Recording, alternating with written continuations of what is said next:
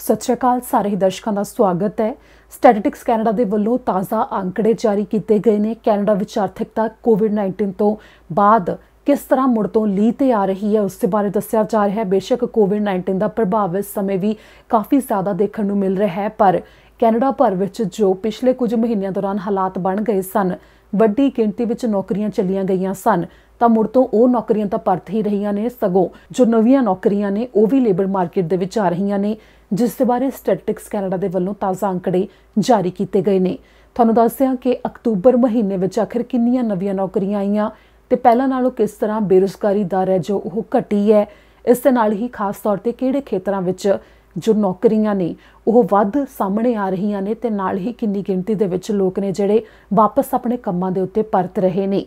इस दौरान जो वक्खो वक्खरे सूबियां दे आधार के उत्ते भी आंकड़े दसे गए हैं, उसके बारे भी इस रिपोर्ट के विच तुहानूं जानकारी देवांगे। कैनेडा विच नौकरियां संबंधी जो आंकड़े सामने आए ने, उस मुताबक अक्तूबर 2020 दे विच 84,000 नवीं नौकरियां आईयां ने, पर यह गिणती पिछले महीनों नालों घट है, क्योंकि अगस्त ते सितंबर महीने दे विच 3,78,200 नौकरियां आईयां सन कैनेडा दी लेबर मार्केट दे विच। इत्थे कहा गया कि जिवें कि अक्तूबर महीने विच कोविड-19 दे मामले भी वधे ने, हदायतां भी सख्त होईयां ने, तां नाल ही अक्तूबर विच बेरोज़गारी दर है वो बहुत घट थले आई है। जिन्नी उम्मीद प्रगटाई जा रही सी उससे नालों काफी घट है। इस दौरान इत्थे भी जिक्र किया गया है कि अक्तूबर महीने विच जो बेरोजगारी दर है वो कैनेडा विच 8.9% तक रही है ते उस तो पिछले महीने यह 9% तक सी। इस दौरान दस्सिया गया है कि कोविड-19 के दौरान यह भी होया कि इन्हां महीनों विच जो सैल्फ इंपलॉयड ने उन्हां दी गिणती भी वधी है। सैल्फ इंपलॉयड कामियां दी गिणती दे विच 33,000 तक दा वाधा होया है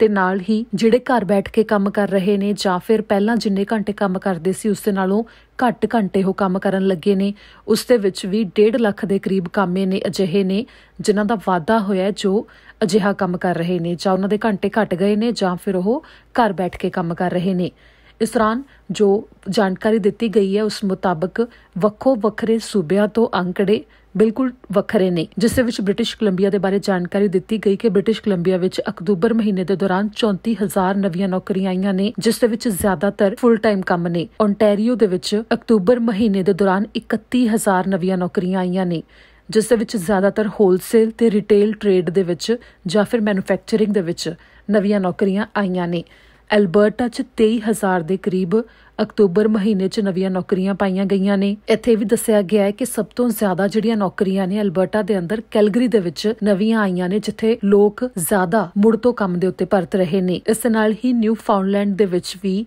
पहला नालों जो नौकरियां ने वो वधिया ने, जिथे अक्तूबर महीने विच नवीं 5900 नौकरियां आउण दा जिक्र किया गया ते प्रिंस एडवर्ड आइलैंड दे विच 900 नवीं नौकरियां आउण दी जानकारी दी गई है। स्टैटिस्टिक्स कैनेडा दे वल्लों यह भी जानकारी दी गई है कि वक्खो वक्खरे अदारियां दे विच नौकरियां आउण जां फिर नौकरियां जो पहला मौजूद सन उन्हां दे जाण दे बारे मामले सामने आए ने, जिस दे विच दस्सिया गया है कि फूड सर्विसिज दे विच जां फिर अकोमोडेशन दे विच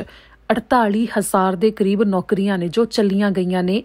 जिन्हां विचों ज्यादातर क्यूबैक दे विच गईयां ने। इस दे नाल ही इन्फॉर्मेशन कल्चर ते रिक्रिएशन इंडस्ट्री दे विच भी काफी वड्डी गिणती दे विच नौकरियां गईयां ने, जिस दे विच सब तो ज्यादा क्यूबैक, एल्बर्टा ते सस्कैचवन ये सूबे ने जिन्हां विच इन्हां इंडस्ट्रीज दे विच नौकरियां जाण दी जानकारी दी गई है। इस दे नाल ही ये भी सामने आया कि अक्तूबर महीने विच ट्रांसपोर्टेशन, वेयर हाउसिंग ते कंस्ट्रक्शन दे काम विच कोई खास बदलाव नहीं आया। वो तकरीबन उसे तरह चल रहा है जिवें जो पिछले महीने विच पाया गया सी, जद के wholesale trade, professional, scientific, technical services जां फिर एजुकेशनल सर्विसिज दे विच पहला नालों वाधा होया है। जो कोविड-19 दे दौरान दा समा सी उस तो पहला जिन्नी गिणती दे विच इन्हां खेतरां च नौकरियां सन ते काम सी उसदे नालों भी ज्यादा हुण उस दे विच वाधा होया है। स्टैटिस्टिक्स कैनेडा दे वल्लों कुछ आंकड़े जारी किए गए ने, जिस दे विच बेरोजगारी दर दे बारे जानकारी दी गई जो तुहानूं असीं दस्सिआ है। इस नाल ही जेकर इस दे उत्ते कोई होर अपडेट सामने आउंदी है तां तुहानूं दस्सांगे।